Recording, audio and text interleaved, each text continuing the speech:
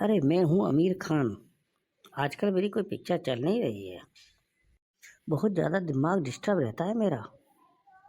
जब से मेरी गजनी पिक्चर आई थी उसके बाद मेरा गेटअप भी यही बन गया। लेकिन उसके बाद मेरी कोई पिक्चर हिट ही नहीं हुई। और अब तो मेरी ऐसी आदत हो गई, जब से मैं कोई भी चीज़ सोचता हूँ तो मैं भूल जाता हूँ। मुझे अपनी बॉडी पे लिखना पड़ता है। अरे ये शाहरुख भाई कहाँ से आ गए? अभी तो इनकी पठान पिक्चर हिट हुई है। ये जब से शाहरुख खान ने रावण पिक्चर बनाई थी, जब से इसी गेटअप पे रहता है शाहरुख खान। अरे आमिर भाई, क्या बात, आजकल बड़ी टेंशन में लग रहे हो। अरे शाहरुख, क्या करूं, कोई पिक्चर चल ही नहीं रही है। अरे आमिर भाई, मेरी तो अपनी Pathaan picture super duper hit हो गई। अपनी कुछ ज्यादा ही तारीफ मार रहा है। 4 साल से तो चुप बैठा था। इस बीच में तो मेरी 3-4 पिक्चर सुपर डुपर हिट हुई हैं। पर आमिर भाई, मैं भी क्या करूं, मेरा तो लोग विरोधी बहुत करने लगे। बहुत ज़्यादा टेंशन हो जाती है मुझे। अरे आमिर भाई, मैंने सुना है कि एक अम्मा जान नाम की एक लेडी आई है, बहुत अच्छी स्टोरी सुनाती है। चलो क्यों ना अपना दिमाग रिलैक्स करें उनके पास जाकर। हाँ हाँ, ये सही रहेगा। चलो वहीं चलते हैं। अरे ये सामने से दो जने कौन आ रहे हैं? अरे ये तो शाहरुख खान और आमिर खान साथ साथ आ रहे हैं। अपनी कुर्सी की पेटियां बांध लो, मौसम बिगड़ने वाला है। अरे ये तो पठान पिक्चर का बहुत बढ़िया डायलॉग है। मैंने तो जब गजनी बनाई थी, जब से मेरी तो याददाश्त ही कमजोर हो गई। अरे अम्मा जान आंटी, कैसे हैं आप? मैं शाहरुख, नाम तो सुना होगा। अरे तुम्हें कौन नहीं जानता? तुम दोनों ने तो बॉलीवुड में कमाल कर रखा है। की किरण। एक ये शाहरुख है, बार बार अपनी इम्पोर्टेंस दिखाता रहता है अपने डायलॉग मार के।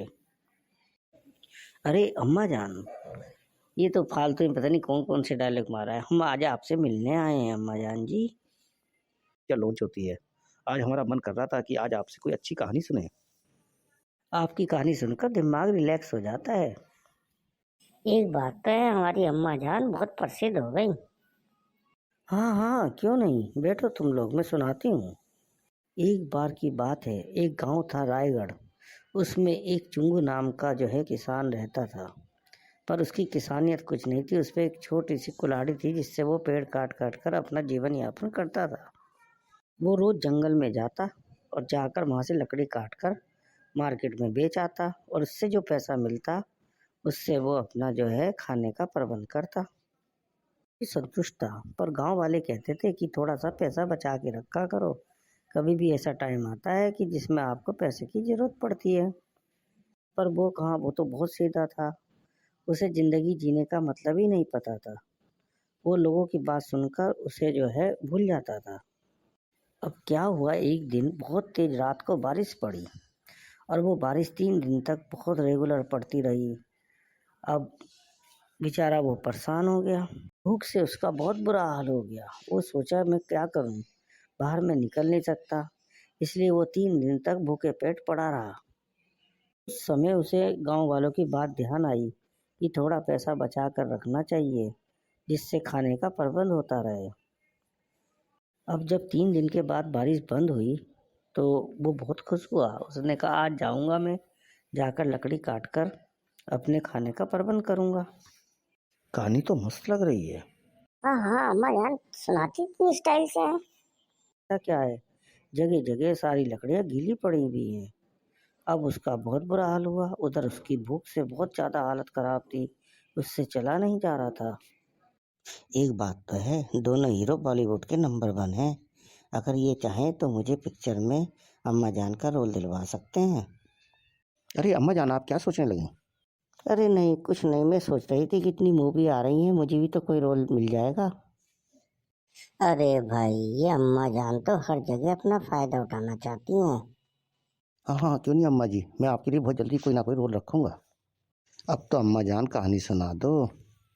हाँ हाँ, अब वो लकड़हारा परेशान होकर चारों तरफ लकड़ी देखता है। लकड़ी सारी भीगी भी होती हैं, पर वो चलता जाता है, उसे तो भूख लग रही होती है। चलते चलते वो एक नदी के पास पहुंच जाता है। तभी उसे नदी के पास एक सूखा पेड़ दिखता है। वो कहता है कि चलो इसी से लकड़ी काटता हूँ, लेकिन थकान इतनी हो रही होती है कि जैसे वो कुल्हाड़ी मारता है, कुल्हाड़ी नदी में गिर जाती है। अब वो लकड़हारा बेचारा रोने लगता है, कहता है मैं तो भूखा हूँ, ऊपर से मेरी कुल्हाड़ी गिर गई, अब मेरा क्या होगा। अरे अब उस लकड़हारे का क्या होगा बेचारे का? जब वो बहुत रोते रोते थक जाता है तो उसे दिखता है कि पानी के अंदर से एक बहुत ही बड़े देवता निकलते हैं। अब वो देवता उस लकड़ारे से पूछते हैं कि क्यों रो रहे हो तुम भाई।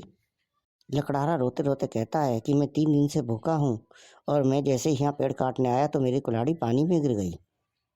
अब जल देवता को उस लकड़ारे पर तरस आता है। वो उसका इम्तहान लेने के चक्कर में पानी के अंदर जाते हैं और जब बाहर निकल के आते हैं तो उनके हाथ में एक सोने की कुल्हाड़ी होती है।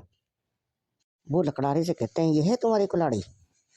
पर वो लकड़ारा तो बहुत सीधा और ईमानदार होता है। वो कहता है, नहीं राजा जी, ये मेरा कुल्हाड़ी नहीं है।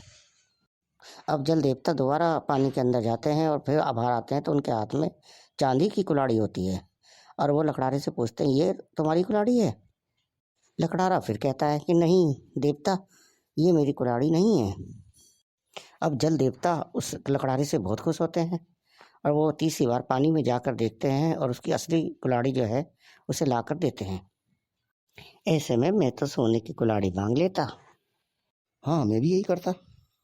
अब लकड़ारे की इस ईमानदारी को देखकर जल देवता बहुत खुश होते हैं और वो दोबारा पानी में जाते हैं और दोनों कुल्हाड़ी लेके आते हैं, एक सोने की एक चांदी की, और उसको लकड़ारे को उसे देते हैं। कहते हैं, मैं तुम्हारी ईमानदारी से बहुत खुश हुआ, तुम ये दोनों रख सकते हो। अब लकड़ारा पहले तो मना करता है, पर जब वो जल देवता कहते हैं कि नहीं, ये तुम्हारे बुरे वक्त पे काम आएगा, इसे बेचकर तुम अपना जो है अपना थोड़ा पैसा इकट्ठा करो और अपनी झोपड़ी को सही करा लो। इस कहानी से ये पता चलता है कि आदमी को ज़्यादा लालच नहीं करना चाहिए, जो ईमानदारी से हो उसे ही लेना चाहिए। जब उसने लालच नहीं करा तो इससे जल देवता ने खुश होकर उसको सोने की कुल्हाड़ी और चांदी की कुल्हाड़ी दे दी। अब से हम भी ज़्यादा लालच नहीं करा करेंगे। हम यही करते रहते हैं, हमारी मूवी 500 करोड़ चली गई, 600 करोड़ चली गई। हाँ, मैंने भी यही गलती कर दी। जब गजनी पिक्चर आई, जब से ही तो मेरा ये हाल हो गया कि मैं हर चीज़ भूलने लगा। अच्छा अम्मा जान, अब मैं चलता हूँ। कुर्सी की पेटी बांध लो, अब पठान जाने वाला है। अरे भाई, ये नहीं सुधरने वाला।